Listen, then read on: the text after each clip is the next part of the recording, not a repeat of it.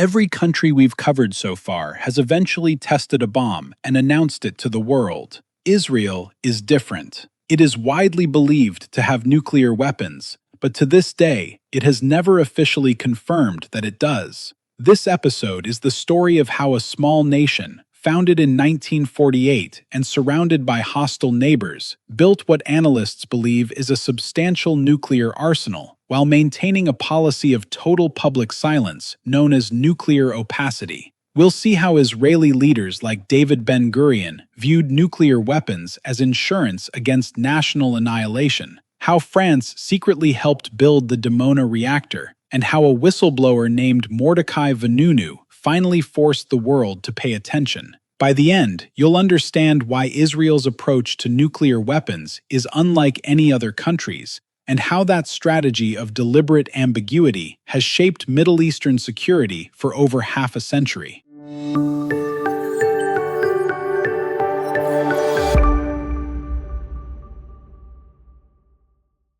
To understand Israel's nuclear program, you have to start with 1948. The State of Israel is declared, and within hours, it is attacked by neighboring Arab armies. The new nation survives, but the war leaves a lasting impression on its leaders. Existence itself is not guaranteed. David Ben-Gurion, Israel's founding prime minister, becomes convinced that the country's small size and population mean it can never rely on conventional military strength alone. He begins to see nuclear weapons as the ultimate guarantee against being overrun or destroyed.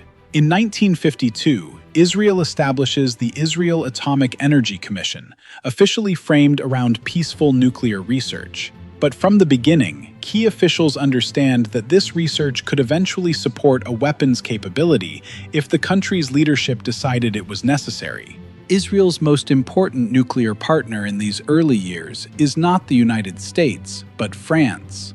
The two countries share a strategic interest. Both are wary of growing Arab nationalism, particularly under Egyptian President Gamal Abdel Nasser. This shared interest deepens after the Suez Crisis of 1956, when Israel, France, and Britain jointly move against Egypt. Though the crisis ends in political embarrassment for all three, it strengthens the informal alliance between France and Israel on defense matters, including nuclear cooperation. In the late 1950s, France agrees to help Israel build a nuclear reactor near the town of Dimona in the Negev desert.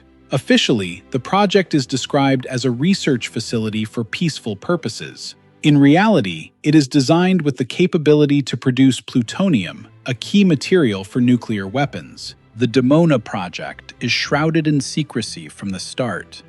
Construction is disguised, cover stories are created for foreign observers, and the Israeli government avoids public discussion of the facility's true purpose, even domestically within its own political system.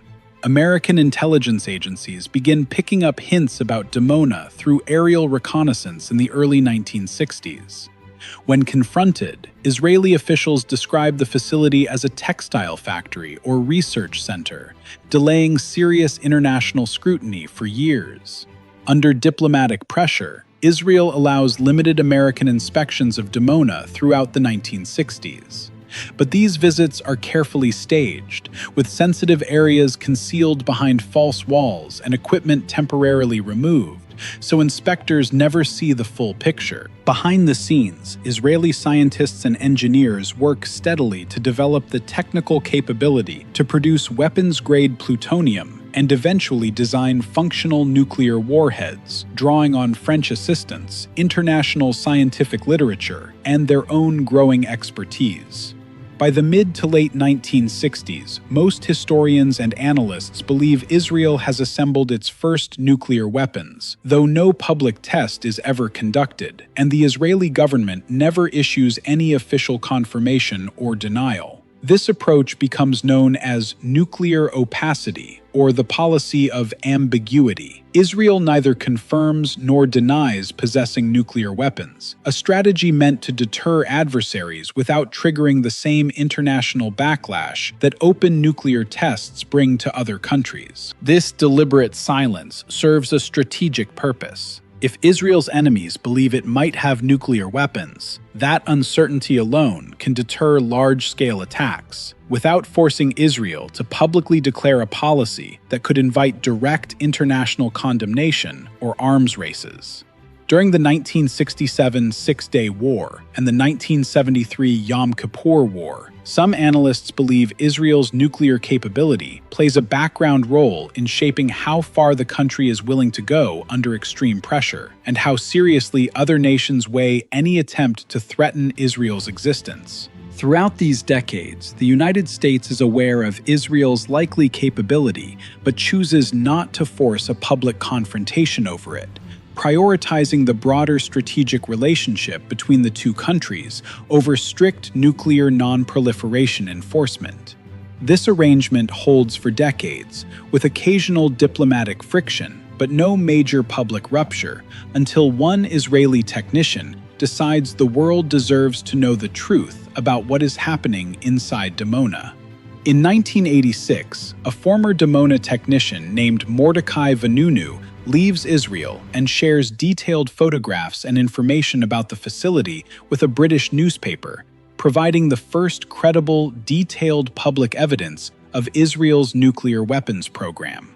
The revelations cause an international sensation, providing outside experts with the first substantial confirmation of what many had long suspected: that Israel possesses a genuine, functioning nuclear arsenal, likely including dozens of warheads. Shortly after the story breaks, Israeli intelligence agents lure Vanunu from London to Rome, where he is captured and secretly returned to Israel. He is tried for treason and espionage in a closed courtroom and sentenced to 18 years in prison, much of it in solitary confinement.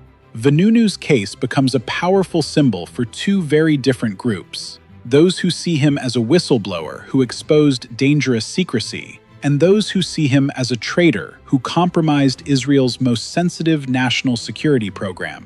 Despite this major leak, Israel's official policy does not change. The government continues its long-standing position of neither confirming nor denying the existence of nuclear weapons, treating Vanunu's revelations as an unauthorized disclosure rather than grounds for a new public stance. International organizations, including groups focused on nuclear non-proliferation, continue to press Israel to sign the Nuclear Non-Proliferation Treaty and open its facilities to full international inspection, but Israel has never agreed to do so.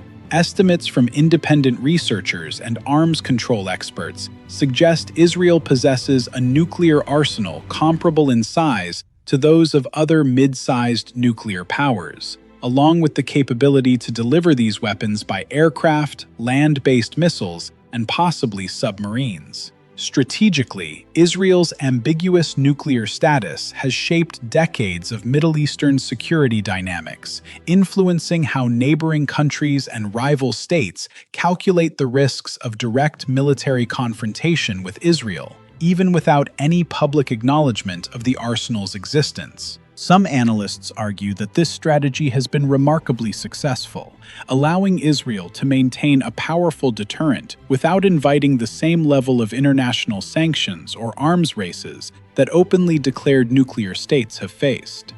Others argue that this same ambiguity creates dangerous uncertainty, making it harder for the international community to address nuclear risks in the region openly, and setting a complicated precedent for how undeclared nuclear programs might be handled elsewhere in the world. Mordechai Vanunu is eventually released from prison in 2004, but remains under strict legal restrictions on his movement and speech, unable to leave Israel or discuss detailed aspects of what he witnessed at Dimona, decades after his initial disclosure. So how did Israel get the bomb? It combined an existential sense of vulnerability after 1948, secret cooperation with France at Dimona, careful concealment from international inspectors, and a distinctive strategy of nuclear ambiguity that continues to define its policy to this day.